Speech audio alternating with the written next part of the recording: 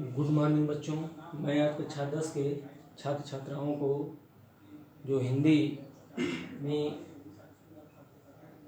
काव्य के भेद में हम आप लोगों को महाकाव्य के बारे में बताए थे। तो महाकाव्य में ही ये जो है प्रबंध काव्य है और मुक्तक काव्य है। तो प्रबंध काव्य में हम आप लोगों को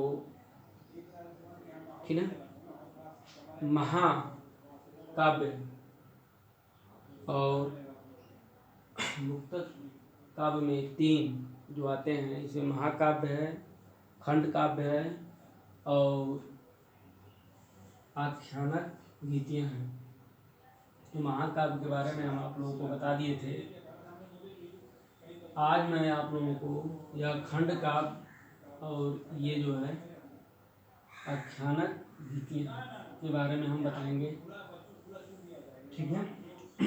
तो देखिए, ये जो है प्रबंध काव्य में आते हैं, यानी महाकाव्य,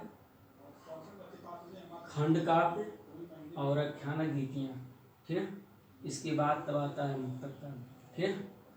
तो मुक्तक काव्य में भी 2 काव्य आते हैं।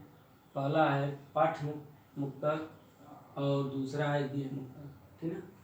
तो आज हम पहले प्रबंध काव्य में जो काव्य जो आते हैं, जैसे मान लीजिए महाकाव्य हो गया, खंड काव्य हो गया और आख्यानक गीतियाँ।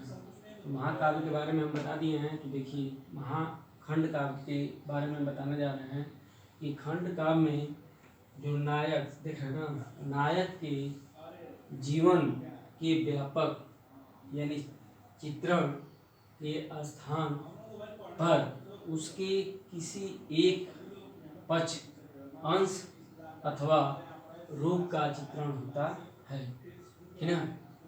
कह रहे हैं कि जो नायक होता है, नायक के जीवन के व्यापक जो चरित्र होता है, ठीक है, के स्थान पे उसके किसी पक्ष, अंश अथवा रूप का ही चित्रण होता है। लेकिन महाकाव्य का संक्षिप्त रूप, ठीक है, अथवा एक सर्ग, ठीक है, एक सर्ग खंड काव्य नहीं होता है और पूरे खंड काव्य में एक ही छंद का प्रयोग होता है, ठीक ना। जो यह खंड काव्य है, ठीक, इस खंड काव्य में एक ही पूरे जो है खंड काव्य में बस एक ही छंद का प्रयोग किया गया है, जिसमें तमाम यह खंड काव्य, ठीक ना, कवियों ने लिखा है, ठीक ना।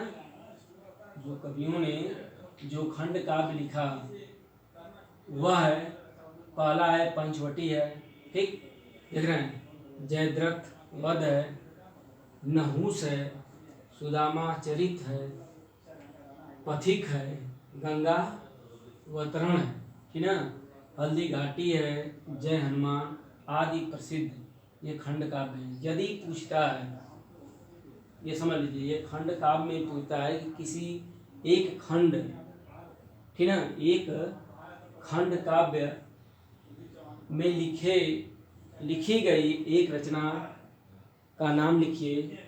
तो खंड काव्य में लिखी गई जो रचनाएं हैं और जो उनके कवि हैं, तो रचनाएं ये खंड काव्य में बस ये मुख्य रचनाएं लिखी गई, जैसे पंचवटी है, जयद्रथ वध है, नहुस है, सुदामा चरित है, पथिक है, गंगा अवतरण है, हल्दी घाटी, जय हनुमान आदि प्रसिद्ध क्या है, ये खंड काव्य है। इसमें से कोई आप लिख सकते हैं, ठीक है। इसके बाद आता है आपका ग आख्यानक गीतियाँ। इसका मतलब यह है आख्यानक गीतियाँ का कि ये महाकाव्य और खंड काव्य, देख रहे हैं ना, महाकाव्य और खंड काव्य से भिन्न। इसे मान लीजिए महाकाव्य के बारे में बताया आपको, खंड काव्य के बारे में आप जान ही गए, ठीक। ये खंड काव्य में ये जो रचनाएं हैं, ठीक है ना, तो यह जो कह रहा है कि महाकाव्य और खंड काव्य से भिन्न पद वध यानी पद से बंधी हुई कहानी का नाम आख्यानक गीति है। यानी जैसे महाकाव्य और खंड काव्य से इससे जो भिन्न है, जो पदबद्ध यानी पदों से जो बधी हुई, जो मैंने कहानी का नाम ही, जो पद को पढ़ाकर जो कहानी बताई जाती है, उस कहानी का नाम ही आख्यानक गीत का मतलब वही पद। इसमें देखिए, इसमें जो है वीरता है। उस गीत में कवि ने क्या क्या वर्णन मैंने किया है, उसमें जो है वीरता के बारे में, साहस के बारे में, पराक्रम, बलिदान, प्रेम, ठीक ना, और करुणा, ठीक, प्रेम और करुणा आदि से संबंधित घटनाओं का चित्रण होता है, ठीक ना, उस पद में।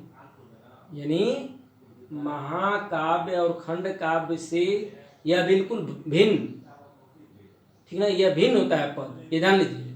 और उसमें क्या कवि दर्शाता है, तो उसमें वीरता, साहस, पराक्रम, बलिदान, प्रेम और करुणा आदि से संबंधित घटनाओं का यानी चित्रण होता है। जैसे ध्यान लीजिए, जैसे झांसी की रानी, ठीक, ध्यान रहे हैं, यह जिस लेखिका ने लिखा, सुभद्रा कुमारी चौहान, ध्यान नहीं रहे हैं आप लोग। झांसी की रानी हो गया, रंग में भंग हो गया, विकट भट्ट हो गया, ठीक, ये जो है झांसी की रानी, ठीक, रंग भंग और विकट भट्ट आदि रचनाएं आख्यानक गीतियों में आती हैं। तो यह आख्यानक गीतियां का मतलब यह हुआ कि यह महाकाव्य और खंड काव्य से बिल्कुल अलग पद, ठीक है। इसके बाद दूसरा आता है इसमें मुक्तक काव्य, यानी प्रबंध काव्य में महाकाव्य, खंड काव्य और आख्यानक गीतियां, ये तीन आते हैं, ठीक ना। इसके बाद आपका आता है मुक्तक काव्य। मुक्तक काव्य में का मतलब यह होता है कि मुक्तक काव्य महाकाव्य और खंड काव्य से भिन्न होता है, यह भी, ठीक है। जो मुक्तक काव्य है, यह जो है यानी महाकाव्य या खंड काव्य से बिल्कुल भिन्न होता है, ठीक है, होता है।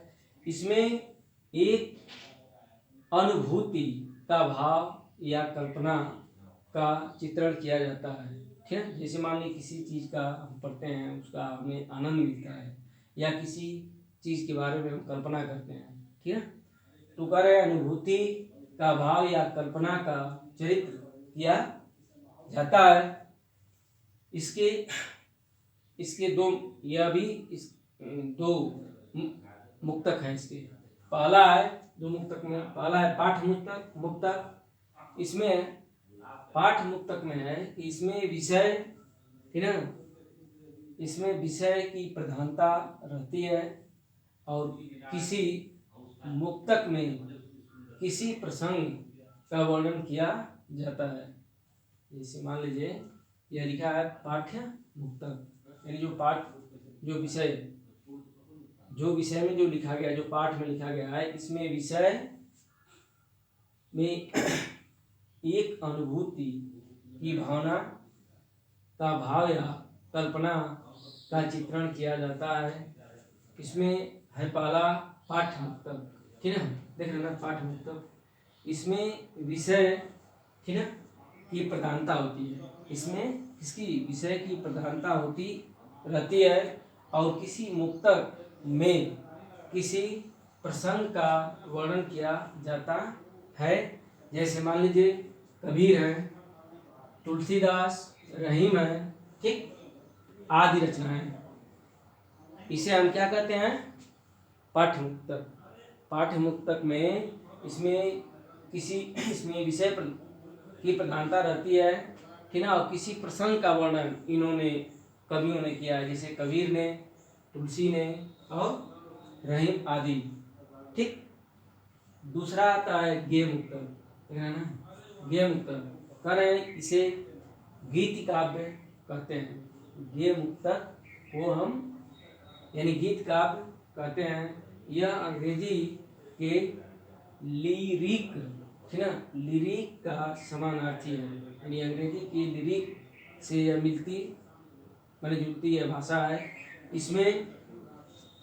इसमें जो है भाव प्रवणता, ठीक, इसमें भाव प्रवणता होती है, मिलती है, आत्म भक्ति है, सौंदर्यमयी कल्पना है, आदि की गहनता होती है।